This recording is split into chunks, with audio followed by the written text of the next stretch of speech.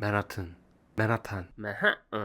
내가 맨해튼이란 시계에 가지는 생각을 정리해보자면 나는 만이라는 브랜드에서 나왔던 다른 시계들 별로 좋아하지 않았어. 애초에 브랜드 빌드업이 대부분 유료 광고를 살포하다시피 했잖아. 그렇게 해서 알려졌단 말이야. 그래서 선입견이 있었는데 실제로 이 맨하튼을 구독자님이 빌려주셔가지고 직접 보니까 내가 오해하고 있었구나. 깔 게 없는 거야. 너무 잘 만들었어. 근데 이상하게 좀 정이 안 가고 탐스럽지가 않다고 해야 되나? 내가 이거를 드리면은 찰 일이 있을까? 이런 생각이 들더라고. 그 부분을 설명하기 전에 왜 이 시계가 잘 만들었다고 생각하는지를 먼저 얘기를 해볼게. 젠타 열풍을 의식하고 나온 건 맞아. 근데 우리가 티소 PRX도 딱히 욕하진 않잖아. 그 이유가 카피라기보다는 이제 그걸 장르라고 보는 거거든. 티소가 70년대 C스타를 내놓은 적이 있지만 사실 그때도 카피로 시작을 한 거야. 너도 나도 그 스타일로 시계를 만들었으니까. 맨하튼도 모티브가 있는 디자인이야. 예를 들면은 오데마 피게, 그다음 바쉐론 콘스탄틴. 근데 그런 세로로 긴 옥타고널 디자인이 성공했던 디자인이냐 하면은 그건 또 아니거든. 그걸 굳이 분류하자면 비주류야. 그때는 대중에게 좀 외면받았지만 지금 와서 좀 특이하게 생겼으니까 하나둘씩 찾는 느낌? 그렇기 때문에 2020년 넘어서는 어디서도 보기 힘든 디자인을 갖다가 모티브로 삼아서 이렇게 만들었다는 거는 소비자들이 마이크로 브랜드의 진정으로 원하는 바라고 생각을 해.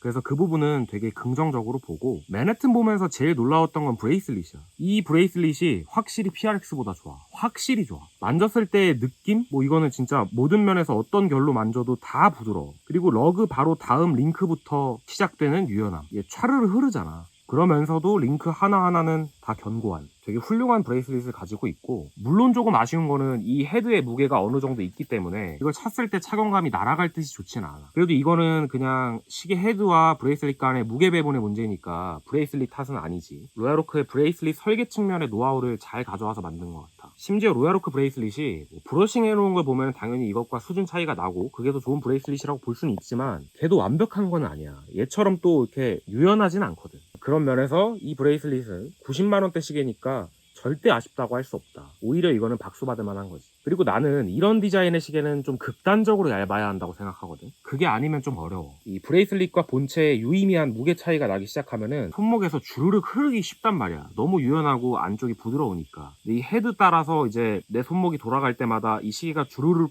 흘러. 근데 자동 무브 넣고 이거보다 잘할 수 있었느냐, 뭐가 아쉽느냐 하면은 현실적으로 그렇진 않지. 이게 두께가 9mm대란 말이야. 케이스백도 그렇게 튀어나온 건 아니고 몸매는 정말 잘 뽑았다고 생각을 해. 현실적 여건 속에서는. 그래서 이 정도면은 뭐 붓슬이나 케이스 뽑아놓은 거는 90만원 이상도 줄 수 있는 퀄리티라고 생각을 해. 자, 그 다음이 문제인데 이제는 장단점이 공존하는 부분이야. 다이얼이야. 사진으로만 보면은 그냥 세로선으로 볼 수도 있겠는데 사실은 엄청 화려하단 말이야. 이게 어떤 거냐면 창문에 블라인드를 쳐놨는데 해가 엄청 세서 그 사이로 빛이 쫙 들어오는 그런 느낌. 그래서 시계가 고급스럽고 비싸 보이게 하는 디테일이기도 한데 동시에 이게 단점이라고 생각하는 이유는 어지러워. 눈이 너무 아파. 그리고 시계의 얼굴을 분명하고 선명하게 보기가 어려워. 과장 좀 하면은 홀로그램 스티커 있잖아. 이쪽에서 보면 이런 느낌, 저쪽에서 보면 저런 느낌, 이렇게 다른 거. 그런 거라고 보면 되거든. 거기다가 심지어 이 시계의 외형을 살펴보면은 케이스부터 여기 있는 베젤까지 다 경직된 성격이 있는 쉐입인데 거기에 이런 다이얼이 합쳐지니까 어울리지 않고 좀 정신없게 느껴지기도 하는 것 같아. 물론 이런 것도 할 줄 아는구나 라고 보여준 거니까 만이라는 브랜드에 대한 이미지는 더 좋아졌거든, 내 마음속에서. 근데 시간이 지났을 때는 오히려 매트한 다이얼보다는 질리고 또 손이 안 갈 수가 있다고 봐.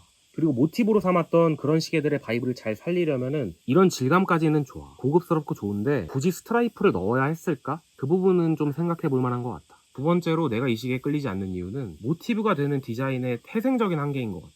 그 시계들이 히트를 하지 못했던 이유를 생각해보면 세로로 길쭉한 스퀘어 시계가 클래식하게 다가왔을 때는 괜찮을 수 있다고 보거든. 근데 이거는 럭셔리 스포츠워치를 표방하는 거잖아. 그럴 때는 상당히 불리해지지 않나. 이게 상당히 둔한 쉐입이거든. 스퀘어라고는 했지만 심지어 사각도 아니야. 옥타고널이란 말이야. 거기다가 베젤부가 너무 넓었다고 봐. 나는 짱구는 못 말려 만화를 보면은 맹구 있잖아. 걔가 조금 얼굴이 세로로 길잖아. 그 맹한 이미지가 연상되면 안 되는 거라고 생각해. 최대한 그거랑은 거리가 멀어야 이런 쉐입의 디자인이 멋있을 수 있다고 보거든. 빈티지를 보면은 오데마 피게는 확실히 베젤부가 좁고 또 케이스에도 남는 부분이 거의 없잖아. 반면에 바쉐로는 케이스 쉐입도 조금 더 여유롭고 무엇보다 베젤부가 넓지. 그러니까 AP는 이거 아직도 아름답다고 찾는 사람들이 몇몇 있지만 바쉐론 2호를 예쁘다고 하는 사람을 그렇게 많이 본 적은 없거든. 근데 심지어 맨해튼은 그 2호보다 더 해놓은 거지. 세로로 긴데도 이렇게 단면이 있을 정도로 넓은 베젤을 넣어놓으면은 이 시계가 좀 맹해 보일 수 있다. 나는 마지막으로 만이라는 브랜드명이 이 맨해튼이라는 시계에는 독이었다고 생각해.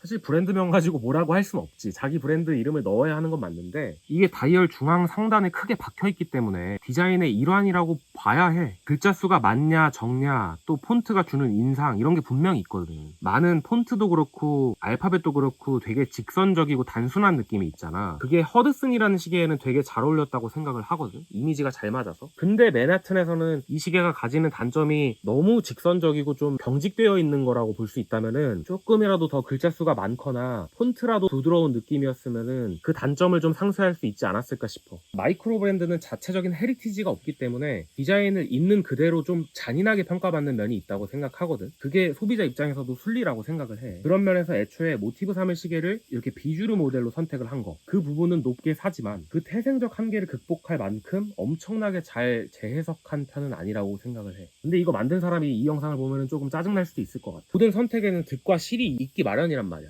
뭐 다이얼 선택도 그렇고 이런 모티브의 시계를 고른 것도 그렇고 만이라는 회사 입장에서는 그 안에서는 최선의 선택을 한 걸 수도 있거든. 완벽한 시계는 없고 로얄오크도 그렇고 노틸러스도 그렇고 사실 욕하라면 욕할 수 있듯이 나도 그냥 내 눈에 보이는 측면을 얘기한 거지 이 시계가 별로라는 얘기를 하는 건 아니라는 거.